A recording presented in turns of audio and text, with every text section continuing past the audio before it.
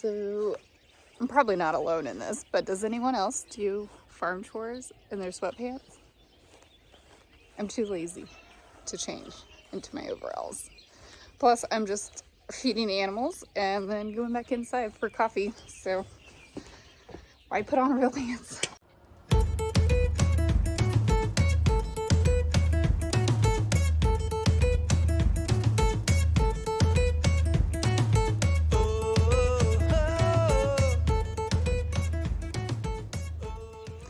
Good morning, YouTube. It's been a while. Not a whole lot has been going on, but I'll give you guys a recap. When you last saw us, we were building a brooder. Since then, our chicks arrived, but the rooster that came unfortunately died. We worked on peeling more wallpaper, this time for Landon's room. We had some friends out that are interested in getting bees, so we checked the hives with them. We tilled up more of the garden, added some compost, and made some more rows, and mulched a little bit with straw.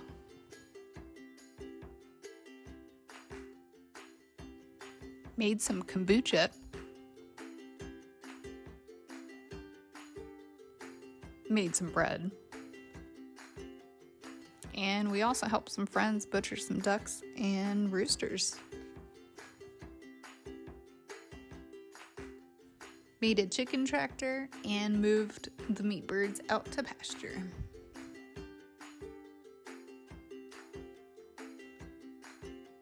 And we can't forget about up-potting our plants. So some went into 6 cells and some went into 4-inch pots. Now back to morning chores. I'll show you guys what our morning routine is. Mostly my routine because Landon's off to school. But I check on the hens, the big ones and the small ones, and then I feed the Meatbirds. So now that you guys have seen our recap of what's been going on, I'll show you what we're doing now. We have our hens in here. They got enough space to move around instead of being with 30 or so Meatbirds. Hey now, stay in there. So in the morning I check on them. Yesterday I made them this little roost. I don't think they figured out how to use it and it kind of keeps falling, so we'll see. They're hungry. With these hens, because we allowed them to live with the Meatbirds, well, we just didn't have any other spot for them. They're kind of aggressive with their eating. They had to fight for their food when they were in here with the Meatbirds. And so I've been taking their food away so they don't really overeat. I don't know if hens will actually eat to the point of dying like Meatbirds would, but their crops get pretty big. So I just check on them, check their water level, make sure that it's full. Okay, fresh water. Some food with grit. It's important to have grit for your little hens. Helps them move all that food through their body. Okay, so we're gonna leave the hens. They got food, they got water. It's not too cold for them, so they don't need any extra light. And then next, I fill up the Meatbird bucket. Since the Meatbirds are outside now on grass, their food is still in here. So I need to fill it up. So I just do a few of these. I have actually been limiting the Meatbird food, and I feed them probably a few times a day. I'd say 3 to 4 times a day, like every 3 hours or so, because I don't give them too much. I've noticed that they will eat a lot. to the point where the crops are so stretched, it looks like they're gonna burst open. So I don't want them dying. So I just give them a little bit at a time. So I'll actually fill that up to that point, and I won't even use it all. Okay. So now we go check on the Meatbirds. Our big hens, they don't need anything. They got their food buckets and their water buckets. I don't need to deal with them. Landon lets those out in the morning.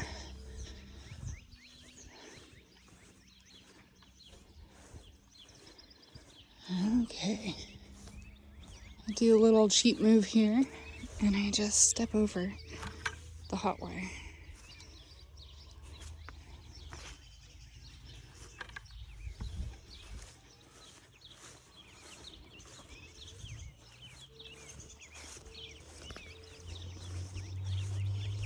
So Robert built this lovely Meatbird tractor. It's pretty beefy. It's big enough to hold them all. We have 28 in here. As you can see, they are hungry. It does not have wheels on it, but that's okay, because I don't manually pull this. It has this little connection here. Hook it up to the mower and I pull it with the mower. So, because these Meatbirds aren't very big yet, I actually have only pulled it once since I put them out here. They've been out here 4 days now. So every couple days I will pull them to a new spot. We have a little shade cloth here in case they need the extra shade. That was in the brood box, and it was just kind of like a smaller box that's insulated to keep them warm. It's been kind of cold at night. It's been like down to 46.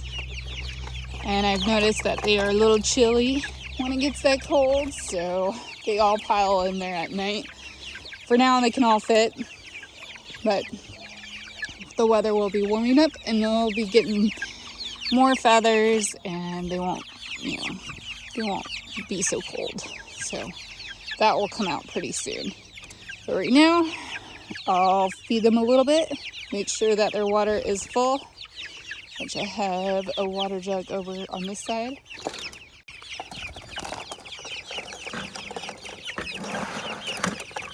You guys like my scooper, right? Like, who doesn't like the pasters? Okay, so I kind of chuck some in the grass to try to get them to eat the grass as well. And then we have these little troughs that we put them in.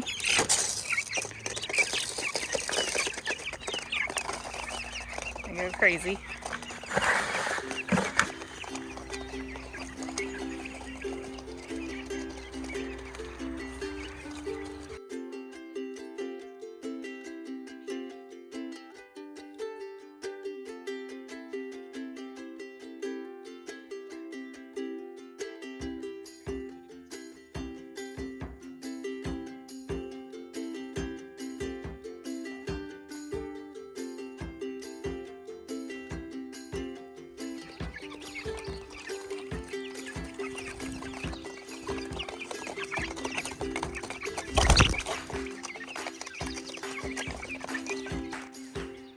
So, 'tis the season for swarms. Right now it's early and chilly, so the bees aren't really that active. But this big hive here always loves to give me some trouble. I actually got stung yesterday. So I was up here checking on them because the weather has been really nice. So it's cold in the morning, it's like, mid 40s, but gets to be 75, almost 80, and it's really nice, and the bees are out, they're very active, and that big hive is just packed with bees. I checked it a few days ago.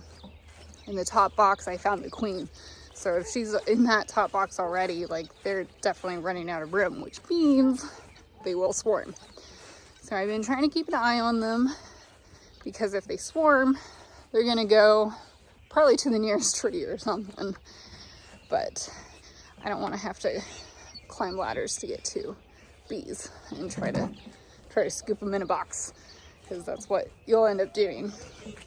So we actually, well, not we, Robert set up a swarm box on the top of our conics in hopes that if they do swarm, that they swarm to that box. And there's some frames in there. I have seen some bees go up over there to check it out.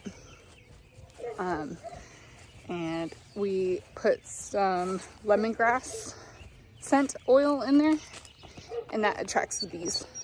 So we're hoping that if they swarm, they go there and not a tree. So I'll show you guys that.